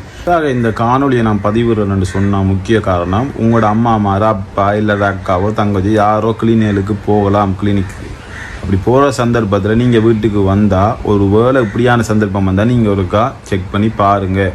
ஏண்டா இதே மாதிரி தவறுகள் நடக்கலாம். இது எங்களுக்கு மட்டும் நடந்ததுக்காக நான் சொல்லலை. இதே மாதிரி எங்களோட மாமா ஒரு ஆளுங்க இதே சுச்சுவேஷன் ஒன்று நடந்திருக்கு. எங்களோட அம்மா சொன்னவ என்கிட்ட இப்படித்தான் கிளினிக்கு போயிட்டு வந்தவங்களாம் வந்த இடத்துல திரும்ப கால் பண்ணி நாங்கள் உங்களுக்கு குளிசைனை மாறி அனுப்பிட்டோம் அப்படின்னு சொல்லி கால் பண்ணி இன்ஃபார்ம் பண்ணிவிட்டு சாமானில் குளிசையெல்லாம் வாங்கிட்டு போனதான் என்று சொல்லி நான் கேள்விப்பட்டேன். அப்போ இதே சந்தர்ப்பம் தானே எல்லா இடத்துலையும் நடந்து கொண்டிருக்கும். இதில் பார்த்துருப்பீங்க, அந்த அம்மா வந்து சுகர் பேஷண்ட். அப்போ சுகர் வந்து குறைஞ்ச நிலைமையில் வந்து அவங்களுக்கு வந்து திருப்பியும் ஒரு ஊசி போடணும், வார்டில் அட்மிட் ஆகணும் அப்படின்னு சொல்லிக்கிறாங்க. அது வந்து அவங்களோட ப்ரோக்ராம் என்ன நான் நினைக்கிறேன். நான் தம்பி சொல்றாரு வந்து அது தவறுதலாக போட போய்க்கிறாங்களா அப்படின்ட்டு கேட்குறாரு. ஆனால் வந்து நான் நினைக்கிறேன் அது ஒரு ப்ரோக்ராமாக இருக்கலாம், ஒரு மாஃபியாவோட ப்ரோக்ராம். ஊசி போட்டு வியாதிப்படுத்த வச்சு திருப்பவும் அவங்களுக்கு ட்ரீட்மெண்ட்டுக்காக வந்து ஏதோ செய்ய வேண்டிய ஒரு சூழ்நிலை அவங்க உருவாக்கிக்கிறாங்க. நான் எப்படியா சம்பவம் நடக்குதுன்னு நினைக்கிறேன். எனக்கு காரணம் என்னன்னு சொன்னால் நாங்களும் இதில் பாதிக்கப்பட்டிருக்கிறோம். பார்த்தீங்கன்னா 2019 ஆண்டு ஏப்ரல் 21ஆம் தேதி நடந்த அந்த சஹரானுடைய குண்டு தாக்குதல் சியோன் சர்ச்சில், மட்டக்களப்பு சியோன் சர்ச்சில் நடந்த தற்கொலை தாக்குதலில் வந்து என்னுடைய சொந்த அக்காவின் மகன், அவர் பேர் குறிப்பிடவில்லை, என்னுடைய சொந்த அக்காவின் மகன், அவர் வந்து சஹரான் பக்கத்தில் பேக்கோட நிற்கிறான் மரியாதை நிற்கிறான். அப்போ பக்கத்தில் வந்து பாஸ்டரோட காய்ச்சி கொண்டிருக்கிறாரு. அப்போ வந்து தம்பி என்ன செய்கிறாரு, வெளியில் வந்து வாஷ்ரூமுக்கு போகிறாரு. அந்த ஸ்டேஜ்லேருந்து வெளியில் வந்து வாஷ்ரூமுக்கு போகிறாரு. வாஷ்ரூம் போகக்கூடாது வந்து நினைச்சான். உள்ளுக்க போகிறதுக்கு நுழையக்குள்ளே பாம்பை பிளாஸ்ட் பண்ணி அவரது பாம்பு பிளாஸ் ஆகுது.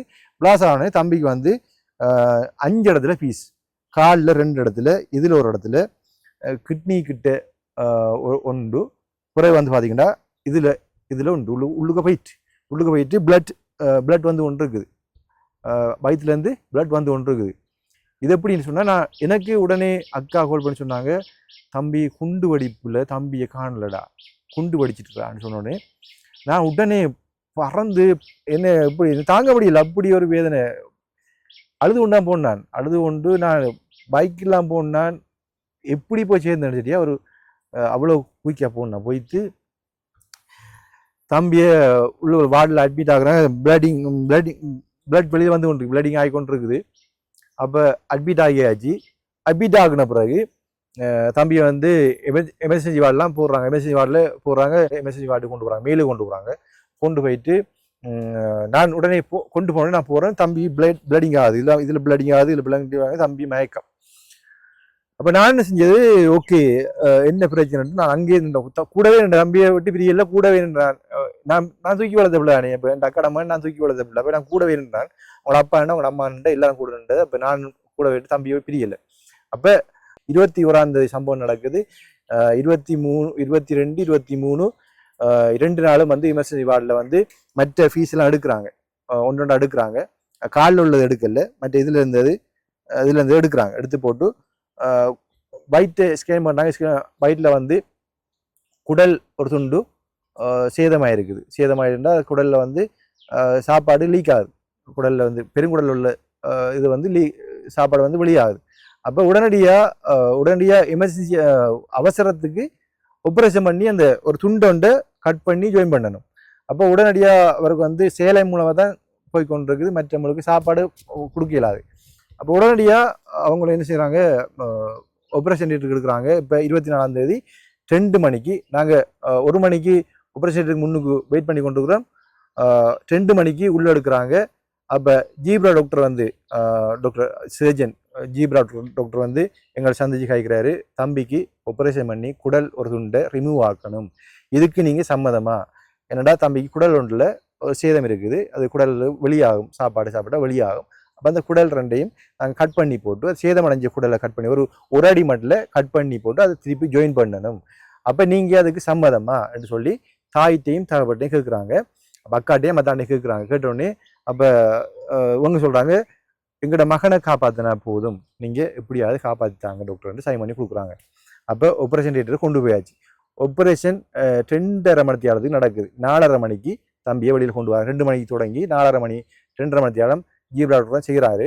செஞ்சுட்டு தம்பியை வெளியில் கொண்டு வந்துட்டு தம்பி மயக்கம் சேலம் போட்ட மாதிரி அப்படியே பெட்டில், அதாவது உங்களுக்கு தெரியும் இந்த ரோலி பெட்னு சொல்லுவாங்க, ரோலி பெட்டில் வந்து தம்பியை உருட்டி கொண்டு வராங்க சேலம் போட்ட மாதிரி. அப்படியே வந்து வெளியில் டோர் ஓரத்தில் வெயிட் பண்ண வச்சு போட்டு ஜீப்ரா டாக்டர் ஆப்ரேஷன் பண்ணுற டாக்டர் வந்து வெளியில் வராரு. வெளியில் வந்து சொல்கிறாரு தம்பிக்கு ரிமூவ் பண்ணியாச்சு, ஒரு பயம் இல்லை, அவளுக்கு சுகமாகும். ஆனால் வந்து நீங்கள் மிகவும் கேர்ஃபுல்லாக இருக்கணும், ஒரு 3-4 நாளைக்கு கேர்ஃபுல்லாக இருங்க. முக்கியமாக வந்து 24 மணித்தியாலத்துக்கு தம்பிக்கு எதுவுமே கொடுக்கக்கூடாது. கொஞ்சம் ஒரு தேக்கரண்டி தண்ணி மட்டும் கொடுக்கணும், கொடுங்க. அதுக்கு தண்ணி விடாய்க்கும் தண்ணி விட இந்த குடலுக்கு இறங்காத மாதிரி கொடுங்க. ஒரு தொண்டை வறண்டு போகாத மாதிரிக்கு ஒரு தேக்கரண்டி 2 தேக்கரண்டி தண்ணி கொடுங்க. அதுக்கு மேலே ஒன்று நான் திருப்பியும் கேட்ட என்ன டாக்டர் அப்படி இருக்கலாமா, தண்ணி இல்லாமல் இருக்கலாமா, கத்துவான் ஏற்கனவே தண்ணி இல்லாமல் கத்துனவன், ஏற்கனவே பிரச்சனை பண்ண தண்ணி இல்லாமல் கத்துனவன் கேட்கத்தான் சொன்னார். ஒரு தேக்கரண்டி தண்ணி கொடுங்க, அதுக்கு மேலே கொடுக்காதீங்க. அப்படி தொண்டையை வறண்டு போக வைக்கிறதுக்கு அது மட்டும் செய்யுங்க. அது வரைக்கும் 24 மணி நேரத்துக்கு ஒன்றுமே கொடுத்துடாதீங்க. கண்டிப்பான உத்தரவு கவனமாக பார்த்துக்கொள்ளுங்க. அப்படின்ட்டு கண்டிப்பான உத்தரவு சொன்னவர். எல்லாரும் நிற்கிறாங்க, அவரது நிற்கிற நேஸ்மார், எங்களை அத்தான், அக்கா, நான் எல்லாரும் நிற்கிறோம். அப்போ அவர் பப்ளிக்காக சொல்கிறாரு. சொன்னோடனே ஓகேன்னு போட்டு அவர் எமர்ஜென்சி வார்டுக்கு திருப்பி கொண்டு வராங்க. கொண்டு போனோடனே அவரை கொண்டு பெட்டில் போட்டாச்சு. அப்போ அவருக்கு வந்து சேலையும் தான் பாய்ச்சி கொண்டு இருக்கிறாங்க. அப்போ பார்த்தீங்க சொன்னால் நைட் 8 மணிக்கு அத்தானு தான் நின்றது, நானும் தான் நின்றது. நைட் 8 மணி ஆயிட்டுது. அப்போ நான் வீட்டை போகிறேன், வீட்டை போயிட்டு நான் வந்து டேக்கு வரேன், நீங்கள் நைட்டுக்கு நில்லுங்க அத்தான்னு சொல்ல. அப்போ நான் சொன்னேன், எந்த மகன் நான் நிற்பேன், நீ போயிட்டு வா, நீ ரெஸ்ட் எடுத்துட்டு வா, 2 நாளா நீ நிற்கிறாய், போய் குளிச்சுட்டு ரெஸ்ட் எடுத்துட்டு வாடான்னு சொல்லி அத்தான் சொல்கிறாரு. சொன்ன உடனே நான் என்ன செய்கிறேன், வீட்டை போகிறேன். வீட்டை போகிறதுக்கு முதல் ஒரு செகண்ட் அத்தான்ட சொல்கிறேன், அத்தான் ஒருக்கா நீங்கள் தம்பியை பார்த்துக்கொள்ளுங்க, ஒரு கொஞ்சமும் சாப்பாடோ இல்லை தண்ணியோ கொடுத்துடாதீங்க, 24 மணி நேரத்துக்கு ஒன்றும் கொடுக்கக்கூடாது. குடல் ஜாயின் பண்ணிக்கிறாங்க, குடல் ஜாயின் பண்ணால் வந்து அதில் ஒன்றும் கொடுக்கக்கூடாது சொல்லிக்கிற, அதை கொஞ்சம் ஞாபகம் வச்சுக்கொள்ளுங்க. எனக்கு ஞாபகம் இருக்குது, நான் பார்த்துக்கொள்கிறேன், நீ போயிட்டு வான்னு சொன்னேன்.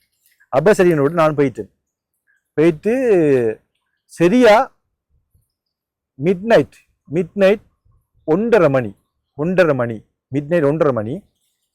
தம்பி வந்து அத்தான் என்ன செய்கிறாரு, 1 மணிக்கு என்ன செய்கிறாரு, வாஷ்ரூம் போயிருக்கிறாரு.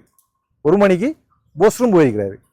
அப்போ இந்த இருக்கல நீ அப்போ முழிச்சு கொண்டு இருந்தவர் 1 மணிக்கு வாஷ்ரூம் போயிருக்கிறாரு. வாஷ்ரூம் போயிட்டு நீ அவர் கொஞ்சம் ரிலாக்ஸ் ஆகி வாரத்துக்கு இடையில் ஒரு டாக்டர், ஒரு லேடி டாக்டர், அவள் வந்து சகோதர மதத்தை சேர்ந்த ஒரு லேடி டாக்டர், அவன் என்ன செய்கிறாவோ போயிட்டு தம்பி கத்திருக்கிறான். அப்போ அவன் அரைக்கண்ணில் பார்த்து கொண்டு படுக்கிறான், அப்பா கத்திரிக்கா தைரியத்தில் படுக்கிறவன். இப்போ அப்பா இல்லை உடனே கத்திருக்கிறான். அப்போ இவ போயிட்டு கேட்டிருக்கிறாவோ, என்னன்னு கேட்டிருக்கிறாவோ, இப்படி காட்டிக்கிறான். இப்படி காட்ட உடனடியாக என்ன செய்கிறான்னு சொன்னால் பெனோடோல் 2 தண்ணியும் எடுத்து கொடுத்துருக்காவோ, கொடுத்து போட்டு நல்லா குடிக்க வச்சு போட்டு அவள் போயிட்டு அவட ரூம்ல இருந்துட்டாவும். அப்போ அத்தான் வந்தவர் தம்பி வந்து முழிச்சிட்டு கொண்டு இருக்கான். அப்போ என்ன செய்யுது தம்பின்னு சொல்ல அவன் கதைக்கல, தம்பிக்கு அவ்வளோ கதை வர்றதில்லை. அப்புறம் குடல் அப்படிதான். இப்போ அவருக்கு ஏற்கனவே 2-3 ஆப்ரேஷன் பண்ணியாச்சு காலையெல்லாம். அப்போ அவருக்கு கதை வரல. அப்போ இவர் என்ன செஞ்சுக்காரு, அத்தான் முழிச்சிட்டான் தம்பி என்று போட்டு சந்தோஷத்தில் அவர் பக்கத்துலேயே இருந்திருக்காரு. தடாவி இருந்திருக்கான், தலையும் தடாவி, அப்பாண்டா பாசம் தானே, தலையும் தடாவி கையையும் தடாவி இப்படி இருக்க போது டக்கண்டு கொமட்டிங் வந்திருக்கு, தம்பிக்கு சத்தி வந்திருக்குது. அப்போ டக்கண்டு தலையை குனிஞ்சு சத்தி எடுத்துருக்காரு. சத்தி எடுக்க சத்தியோட சேர்த்து நல்ல வேலை பாருங்க, கடவுள்ன்றவர் தான் சத்தி வந்திருக்கு பாருங்க. சத்தி எடுத்த உடனே அந்த 2 பெனடோலும் தண்ணியும் வெளியில வந்த ஒருவன் தெரியும் பெனடோல் குடிச்சிருக்காருன்னு சொல்லி. அப்போ எனக்கு உடனேத்தான் கால் பண்ணாரு, இப்படி பெனடோல் கொடுத்தனீங்களா, யாராவது வந்தனீங்களான்னு. இப்போ நான் சொன்னேன், நான் 8 மணிக்கு வந்தேன், அதான் என்ன நடந்தேன்னு சொல்லி. தம்பி சத்தி எடுத்தேன், பெனடோல் 2 வந்து விழுது, தண்ணியும் உடுபட்டுருக்குது, என்ன நடந்தது தெரியல, நான் பஸ் ரூம் போயிட்டு இப்போ தான் வந்தேன், தம்பி நித்திரவில் தான் பஸ் போனேன் அப்படின்னு சொல்லியிருந்தார். அப்போ நான் உடனே பைக் எடுத்து உடனே வந்து பார்த்தா தம்பியோட பெட்டுக்கு பக்கத்தில் வந்து 2 பேனடோல் வந்து கரைஞ்ச மாதிரி கிடக்குது, தண்ணியும் கிடக்குது. அப்போ எனக்கு உடனே நேர்ஸ் மாரை கூப்பிட்டு கேட்டேன். நேர்ஸ் ஒரு ஆள் தான் இந்த நினைக்கிறேன், நான் பேர் மறந்துட்டேன். அப்போ அவ சொன்னாவும் எனக்கு தெரியும், நான் கொடுக்கலன்னு சொன்னாவும். அப்போ எல்லாரையும் கூப்பிட்டு கேட்குறேன். பக்கத்தில் இருக்கிறார்களும் வந்து பார்த்தீங்கன்னா நித்திர தூக்கம் அப்படியே எல்லாரும் அந்த பாம் பிளாஸ்ட்ல பாதிக்கப்பட்டாள் தான். எல்லாரும் பெட்ல அப்படி படுத்த மாதிரி அப்படியே பக்கத்தில் பார்த்தா அப்படி பார்த்து அவங்களோட பெட்ல உள்ளாகலாம் அவங்க பார்ப்பாங்க, மற்றவங்களை பார்க்க மாட்டாங்க. அப்படியான சீரியஸ் கண்டிஷன்லாம் எல்லாரும் இருந்து. அப்போ நான் ஓடி ஓடி பார்க்குறேன், ஒருவரையும் கால். அப்போ டக்குன்ட்டு ஒரு ரூம் ஒன்று இருக்கு, அதுக்குள்ள டாக்டர் இருக்கிற ரூம், அதுக்குள்ள போறேன். அவன் வந்து அந்த போட்டுட்டு அந்த பரதாவம் போட்டுட்டு இருக்கிறாள், சாரியோட பரதா இது போட்டுட்டு இருக்கிறாள். அப்ப நான் போய் கேட்டேன், நேருகீஸுக்கு யார் தண்ணி கொடுத்தேன்னு கேட்டேன். தண்ணி பேனடோலாம் கொடுப்பட்டிருக்கு, யாரு கொடுத்த என்று சொன்னோடனே அவ ஒன்றும் சொல்லலை, ஒன்றுமே சொல்லலை. அவருக்கு தெரியும் தண்ணி கொடுக்கக்கூடா, பேனடோல கொடுக்கணும், அவருக்கு நல்லா தெரியும். அப்ப அவருக்கு தெரியும் ரிப்போர்ட்லாம் அவ வந்து ஒரு ஒரு பாட்டை பொறுப்பெடுக்கக்குள்ள இருதை பேசுன்னு எப்படி இருக்காங்கன்னு நல்லா தெரியும், ஃபைல் பார்த்து தான் இருப்பாங்க. அவருக்கு நல்லா தெரியும் கொடுக்கூடான்னு சொல்லி. அந்த இடத்துல வந்து அந்த எங்கட மருமகனை கொலை செய்யறதுக்காக வேண்டியதான் அவர் கொடுத்துருக்காவோ. நான் அடிச்சு சொல்லுவேன். ஏன்னா எங்கட பேக்ரவுண்ட் தெரியும், எங்களோட சூழ்நிலை எல்லாம் தெரிஞ்சு போட்டு அவங்க செஞ்சுருக்காங்க. எனக்கு நான் நிறைய கதைக்க வேண்டியிருக்குது, அதை நான் இப்போ கதைக்க விரும்பல, நிறைய கதைக்க வேண்டியிருக்குது. அப்போ அவ வந்து அப்படி செஞ்ச பிறகு எனக்கு வந்து நான் வந்து கேட்டோடனே மௌனமா இருந்தா. அப்ப நான் சொன்னேன், யாரு கொடுத்த டாக்டர், உங்களுக்கு தெரியாம யாரு, நீ அந்த பொறுப்பு இன்சார்ஜ் இப்போதைக்கு இன்சார்ஜ் நீங்க இங்க, உங்களுக்கு தெரியாம யாரு கொடுத்தது? இது ஒற்று வார்த்தை கூட வாயிலிருந்து தான் கொடுத்தாலும் சொல்லவே இல்லை. அவ பேசாம இருந்தா, சும்மாவே இருந்தாவோ. அப்ப எனக்கு விளங்கிட்டு தான் கொடுத்து சொல்லி. அப்ப நான் கொஞ்சம் காரசாரமா காய்ச்சினேன். அப்ப நீங்க கொடுத்துருக்கீங்க, நீங்க கொலை செஞ்சீங்க, இங்க வந்து இனவாதத்தை மதவாதத்தை கக்கியிருக்கிறீங்க இடத்த. இதை வந்து வெளிப்படையா நான் சொல்லுவேன். ரெண்டு சொன்னே எழும்பிட்டு வெளியில போயிட்டா. உற்று கதையும் கதைக்கல, ஒரு கதையும் கதைக்கலடா, உற்று கதையும் கதைக்கல, வெளியில போயிட்டாவோ, ஒரு வார்த்தை கூட கதைக்கல. அப்ப நான் என்ன செஞ்சது, உடனே அத்தாண்ட வந்து சொன்னேன், இது வந்து பெரிய பிரச்சனை, சின்ன பிரச்சனை இருக்குது, அவங்க நல்லா தெரியும் கொடுக்குறான்னு அவ தெரிஞ்சா கொடுத்துருக்காவோ என்று சொல்லி உடனடியா வந்து ஜீவர்களுக்கு அறிவிச்சு எல்லாருக்கும் அறிவிச்சாங்க, நிர்வாகத்திலையும் அறிவிச்சுன்னு உடனே சொன்னாங்க. அடுத்த நாள் வந்து உடனே அதுக்காண்டி மீட்டிங் போட்டு அந்த குறிப்பிட்ட டாக்டருக்கு வந்து என்ன வார்னிங் கொடுத்தான். வார்னிங், அதாவது இப்படி செய்யக்கூடாது அப்படின்னு வார்னிங் கொடுத்தாமட்டு அந்த வார்டுக்கு பொறுப்பான ஒரு நர்ஸ் சொல்லியிருந்தாங்க. ஒரு போய் நர்ஸ் தான், ஒரு ஆம்பளை நர்ஸ் தான் சொல்லியிருந்தாங்க. அதுக்கு வார்னிங் கொடுத்தது, நீ கவலைப்படாங்க, நீ வரமாட்டாங்க அப்படின்னு சொல்லி அதுக்கு பிறகு காணலை. அப்போ அது வந்து இது ஒரு ரெக்கார்ட். நீங்க வந்து இப்போ வைத்தியசாலையில் வேலை செய்யறாங்க கூட இந்த ரெக்கார்டை பார்க்கலாம். சில வேளை எங்களை சமாளிக்கிறதுக்காக வேண்டி நாங்க வார்னிங் கொடுத்தோன்னு சொல்லியிருந்தாங்களோ எனக்கு தெரியல, எங்களுக்கு தெரியாது. ஜீவா டாக்டர் வந்து அவைய வார்னிங் பண்ணது, அவருக்கு ஏசுனு சொல்லியிருந்தாங்க. அது உண்மையா போய் எனக்கு எந்த அளவு மண்ணுக்கு தெரியாது, நாங்க பார்க்கல. அப்ப இது ஒரு சம்பவம். இதே மாதிரி எத்தனை சம்பவம் நடந்திருக்கு, எத்தனை உயிரை கொண்டிருப்பாங்க, அந்த வைத்தியசாலை எத்தனை உயிரை கொண்டிருப்பாங்க. உண்மையை பாரு, இது வந்து அதே அவங்களோட சகோதரமா இருந்தா, அவங்களோட மதமா இருந்தா அவன் இப்படி பார்த்துருப்பாங்கன்னு அவங்களுக்கு தெரிஞ்சிருக்கும். அவங்களுக்கு நல்லா தெரியும் 24 மணி நேரம் கொடுக்கக்கூடாது, ஒண்ணு கொடுக்கக்கூடாது, குடல் ஜோயின் பண்ணிக்க. பேனோட 2 பேனோ கொடுத்துருக்கேன், சும்மா சிம்பிள் இல்லை, அது நஞ்சு கொடுத்து சமன், நஞ்சு கொடுக்கறது சமன் அது. அப்ப அப்படி செஞ்சுக்காங்க. அதே மாதிரி விடயங்கள் எல்லா ஆஸ்பத்திரியிலும் எல்லா வைத்தியசாலையிலும் வந்து என்ன இனவாதம், மதவாதம், மாஃபியா, கொள்ளையடிக்கிற விடயங்கள் எல்லாத்துலயும் நடக்குது, எல்லா வைத்தியசாலையும் நடக்குது. சாதாரணமா போயிட்டு ஒன்றுக்குமே வழி இல்லாதவர்களுக்கு ஒரு சிலர் நன்மை போயிட்டு வராங்க. சில எமர்ஜென்சி சில நல்ல டாக்டர் இருக்கிறாங்க, எல்லாரையும் பிள்ளை சொல்லலை நான். எப்படின்னு சொன்னா, அந்த மாஃபியாக்குள்ள இன்வால்வான மாஃபியாவுக்கு மாட்டுப்பட்ட டாக்டர்மார் வந்து அதை விட்டு வெளிவார கஷ்டம். அவங்க வந்து இதுவரை காலமும் அர்ஜுனா டாக்டருக்கு வந்து சப்போர்ட்டுக்கு வரல. யாராவது டாக்டர் வந்து வெளியில வந்து சொன்னாங்களா, நான் சப்போர்ட்டா இருக்கிறேன், உண்மையில இப்படி பிரச்சனை இருக்குது, எல்லா வைத்தியசாலையும் இப்படி பிரச்சனை இருக்குது, யாராவது ஒரு டாக்டர் வந்து அர்ஜுனா டாக்டருக்கு சப்போர்ட்டா காய்ச்சாங்களா? இல்லை, இதுவரைக்கும் இல்லை, இனி வர மாட்டாங்க. ஏண்டா எல்லாரையும் கொஞ்சம் சொல்லல, சில வந்து பயத்துல என்னடா நிர்வாகத்துக்குள்ள இருக்கணும், மாஃபியான்றது நிர்வாகத்துக்குலாம் இருக்கணும். ஒரு மாஃபியாவால உள்வாங்கப்பட்ட ஒரு நிர்வாகத்துக்குள்ள தான் இருந்து இயங்கணுமா இருந்தா நல்ல டாக்டர் கூட வெளியில வந்து சொல்றது பயப்படுவாங்க.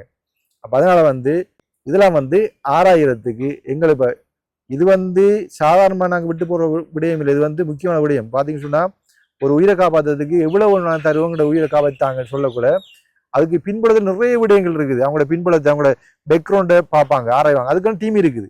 இதில் நிறைய கதைக்கலாம். பெக்ரவுண்ட் ஆராய்வாங்க, அவங்க வெளிநாட்டு ஆராய் இருக்காங்களா ஆராய்வாங்க, எல்லாம் இருக்குன்னு சொன்னா ஓகே. அவங்களுக்கு வேற ஒரு வருத்தங்களை உருவாக்கி ஊசி போட, தம்பி சொன்ன மாதிரி அந்த சுகர் வருத்தம் குறைஞ்ச ஊசி போட கூப்பிட மாதிரி ஊசி போட வச்சு நிறைய வருத்தங்கள் உண்டாக்கி இவ்வளவு எல்லாம் எடுக்க முடியுமோ அதால பாதிக்கப்படுறாரு புலம்பெயர்ந்த மக்களும் தான். நாங்க மட்டும் இல்லை, அவங்க உழைச்சி அனுப்பின ஒரு உயிரை காப்பாற்றுறதுக்கு இவ்வளவு நான் அனுப்பணும் போட்டு அனுப்புனாங்கன்னு சொன்னா அவங்க கஷ்டப்பட்டு உழைக்கிற ஆசை தான், அவங்களும் பாதிக்கப்படுறாங்க. நாங்க மட்டும் இல்லை, இதெல்லாம் எங்க நடக்கிறது பாத்தீங்கன்னு சொன்னா எங்கட, அதாவது எங்கட தமிழ் பிரதேசங்கள் அப்படி நடக்குது. மற்ற கொழும்புல மற்ற இடம், கண்டி சார் சொன்ன மாதிரி, அர்ஜுனா சார் சொன்ன மாதிரி கண்டியில மற்ற இடங்களை வந்து ஜெனியூன் நடக்குது, எல்லாம் வடிவா நீட்டா நடக்குது. எங்கட ஏரியாக்கள்லாம் அப்படி நடக்குது. இது எல்லாருக்கும் செஞ்ச உண்மை. வெளியில சொல்றதுக்கு நிறைய பேர் யோசிப்பாங்க. இதை நான் சொல்லிக்கிறேன். என்ன சொன்னா எங்கட அர்ஜுனா டாக்டர் வந்து எல்லாரும் முன்னுக்கு வந்து காப்பாத்துங்க என்றால் அவர் அவர் அதாவது யதார்த்தவாதி, அதாவது யதார்த்தமா எப்படி மனிதன் வாழணுமோ அப்படி அவர் இருக்கிறாரு. எந்த மனிதனும் வந்து தூய்மையான மனிதன் யாரும் இல்லை, எல்லாரும் பிளசீராக்கள் தான். எல்லாருக்கும் உணர்வுகள் இருக்கு, எல்லா உணர்வும் இருக்கு. அதே இதுல வந்து இனப்பற்று சமுதாய பற்று ஒன்று இருக்குது, அது வந்து கூடுதல் அவருக்கு இருக்கு. இப்போ அதை வச்சு நாங்க வந்து அவருக்கு வந்து ஒரு அவரை சப்போர்ட் பண்ணி அவருக்குரிய நல்ல முடிவை பெற்றுக் கொடுக்குது. நாங்கள் எல்லாரும் ஒன்று இணைய வேண்டும் சொல்லி இத்துடன் இந்த காணொலி முடிச்சுக் கொள்றோம். நிறைய கதைக்கு போனால் நிறைய காய்ச்சி கொண்டிருக்கலாம், கதைக்கிறது நிறைய விடயங்கள் இருக்குது. இன்னொரு நாளைக்கு நாங்கள் நிறைய விடயங்களை காய்ச்சி கொள்வோம்னு சொல்லி விடைபெறுகின்றேன். நன்றி, வணக்கம்.